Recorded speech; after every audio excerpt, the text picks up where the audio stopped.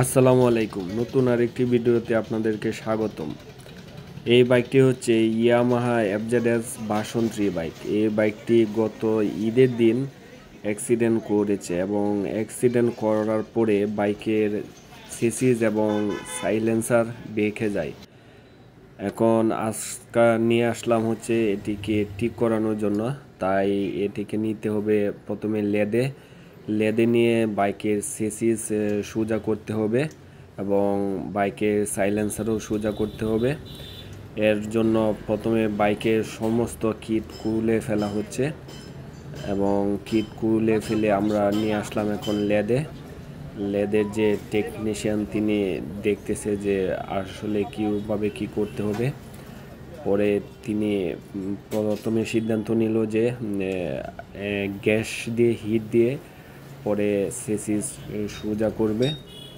সেই জন্য এখন তিনি গ্যাস দিয়ে আগে চেসিসকে গরম করে নিচ্ছে যেন খুব সহজেই এই বাঁকা চেসিস সোজা করা যায়। গরম করার পরে এটিকে একটি বড় হাতুড়ি দিয়ে আস্তে আস্তে বাড়ি দেওয়া হচ্ছে এবং বাড়ি দেওয়ার পরই এটি আস্তে আস্তে সোজা হয়ে যাচ্ছে। এটি হচ্ছে মূলত টেকনিক, আসলে এখানে দেখার কিছুই নাই। চেসিস এখন প্রায় 50% সোজা হয়ে গেছে। এখন আরও চেসিস গ্যাসে হিট দিয়ে লাল করা হচ্ছে এবং আশা করা যায় এটি সম্পূর্ণ আগের অবস্থায় ফিরে যাবে।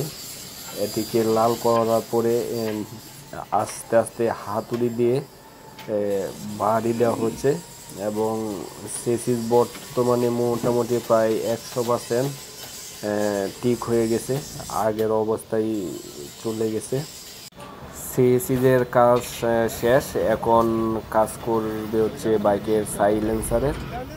এখন সাইলেন্সার যেহেতু বেঁকে গেছে তাই চেসিসের মতো এটিকে আগে গরম করা হচ্ছে, বাঁকা অংশে গরম করে আবার সাইলেন্সারকে আগের জায়গায় নিয়ে আসতেছে। সাইলেন্সারের কাজ এখন মোটামুটি শেষ, আগে যে অবস্থানে ছিল সেই অবস্থানে নেওয়া হচ্ছে। এখন চেসিস এবং সাইলেন্সার আগের জায়গায় নিয়ে এখন আবারও গরম করা হচ্ছে যেন এটি স্থায়ীভাবে এই জায়গাতে থাকে আর যেন বাঁকা না হয়।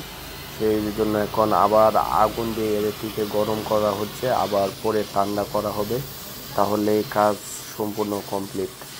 আলহামদুলিল্লাহ, এখন চেসিস এবং সাইলেন্সারের কাজ সম্পূর্ণ শেষ। এখন বর্তমানে চেসিস এবং সাইলেন্সার 100% ওকে হয়ে গেছে, আগে যে রকম ছিল সেই রকম হয়ে গেছে, কোনো বাঁকা নাই। আজকের ভিডিও এই পর্যন্তই। আল্লাহ হাফেজ।